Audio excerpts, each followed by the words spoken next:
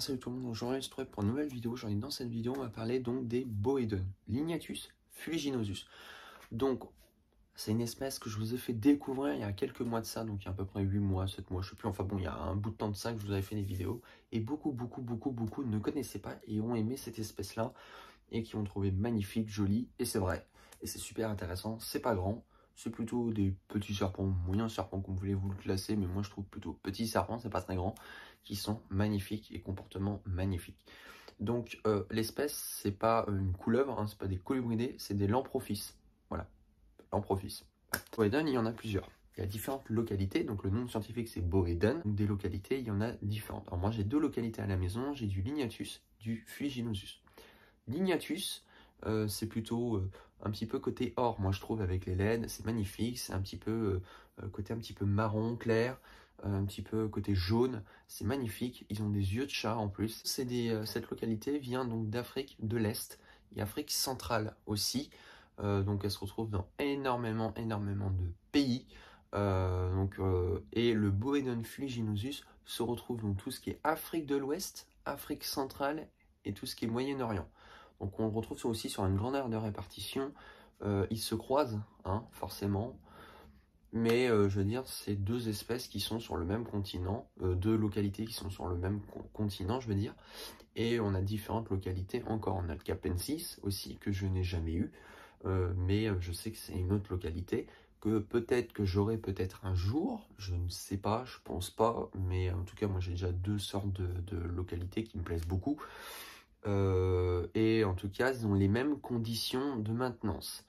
Je préfère le préciser. Vous pouvez un petit peu changer, mais garder sur les mêmes maintenances, c'est exactement pareil. C'est pour ça que quand je vais faire cette vidéo, c'est les mêmes maintenances pour les deux. Voilà, pas de changement. Donc, au point de vue donc, de terrarium, on va partir au minimum sur du 80 ou du 1 mètre pour du Boedon fuliginosus ou Lignatus, peu importe. Boedon Lignatus ou fuliginosus, donc un terrain d'1 mètre par 50 par 50 ou de 80 par 50 par 50, ça suffit largement. Vous pouvez donner toujours plus, hein, largement. Vous pouvez largement donner beaucoup plus si vous avez envie. C'est encore mieux quand il y a encore plus de place.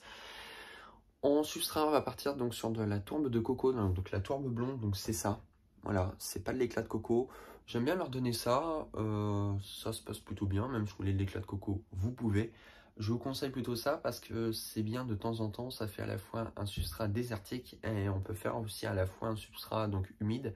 Quand ils sont en période de mue, je vaporise assez régulièrement et quand il y a les saisons des pluies là-bas, donc en Afrique, je fais aussi une sorte de saison des pluies. Alors je ne fais pas détremper, hein, je ne lance pas un seau, je vaporise peut-être 2-3 fois dans la semaine, mais pas longtemps, genre 30 secondes rapide. Et puis voilà, mais on prend ça. Vous me leur mettez donc deux cachettes, une au point chaud, une au point froid, avec des petits éléments de décor. Mettez aussi de la surface en haut. Mettez des éléments de décor qui vont en haut, parce que les Boedon, moi je vous assure un truc, ils montent beaucoup en haut. J'étais même très surpris depuis que j'ai fait ça dans ma batterie qui est là. Je les vois dormir la nuit tout en haut, et le jour, ils vont aller se cacher. Alors moi, je leur ai fait des petits terriers, je me suis amusé maintenant depuis le temps un petit peu que j'en ai, je m'amuse un petit peu à leur faire différents trucs.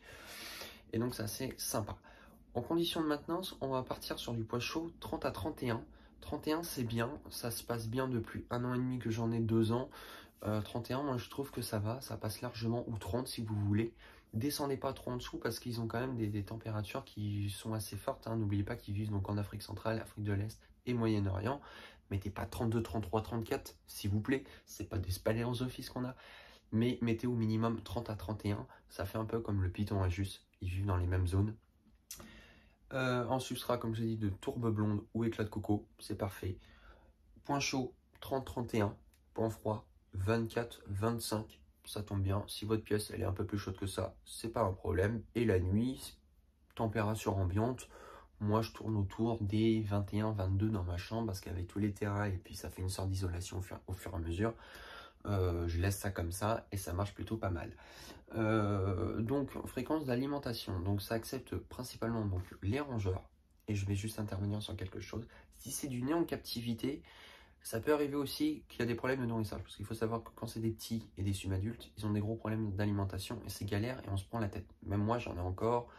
Il y en a un qui mange du décongelé maintenant, mais il a mis 6 mois pour bouffer le truc. 6 mois, c'est très long pour un petit. J'ai cru qu'il allait clamser. Voilà, ça arrive. Les petits se nourrissent beaucoup de lézards au départ, donc ça il faut le savoir aussi. On peut les démarrer comme ça. Après, les rongeurs, c'est un peu complexe. Il y en a qui vont accepter, il y en a qui vont pas accepter. Donc faites très attention, soyez très attentifs au nourrissage. C'est une espèce qui va manger assez régulièrement.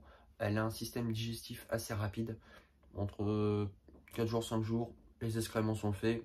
C'est assez rapide. Vous les nourrissez une fois par semaine ou tous les 15 jours, ça suffit parce que ça prend vite du poids, ça aussi. Souris adultes, ça suffit largement pour des adultes. Vous pouvez même donner des petits ratons. Moi, je change un petit peu l'alimentation. On ne peut pas leur donner des très grosses proies parce que c'est pas des grandes espèces. C'est une espèce qui va atteindre minimum pour les mâles à peu près 80-90 cm, voire 1 mètre, mais 1 mètre c'est vraiment très haut.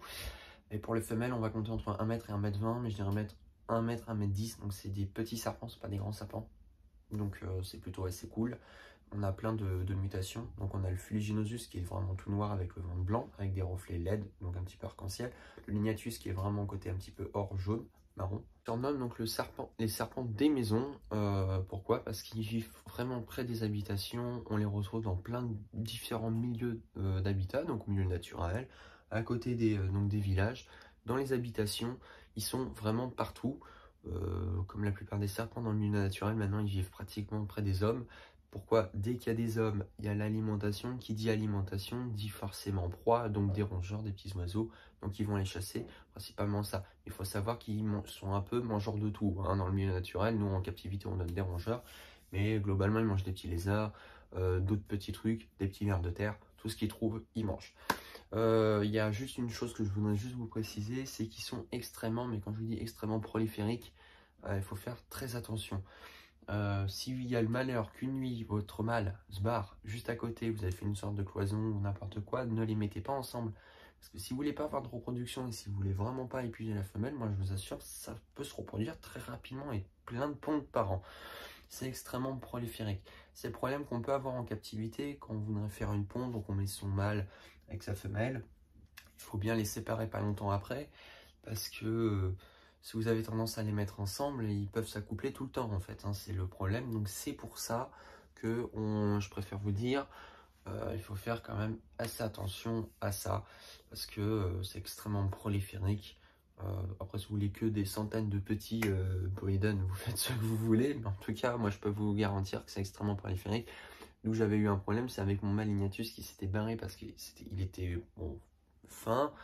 Mais je pensais pas qu'il allait passer, mais il est quand même réussi à passer sur le côté. Il a été la voir, donc il est passé à côté de chez elle. Et peut-être aller 2-3 mois après, il y a eu une ponte. Et c'est cette ponte-là que, après que j'ai fait l'éclosion. Et puis après, voilà. Donc ça peut arriver, donc faites très attention. Moi, c'était pas volontaire de faire la repos. Mais par contre, c'est extrêmement proliféré. Des espèces super cool, super simples. Sont pas vraiment mordeurs. Serpent pour débutants, moi je trouve oui, qui demandent pas des conditions de ouf, c'est plutôt des petits serpents ça prend pas énormément de place, et donc moi je trouve ça assez cool. En plus les couleurs, les trucs, c'est vraiment magnifique, et donc du coup moi je vous le conseille. Alors je préfère préciser qu'on a encore beaucoup d'importations dessus. On a du néant de captivité aussi, mais c'est vrai qu'on a beaucoup d'importations.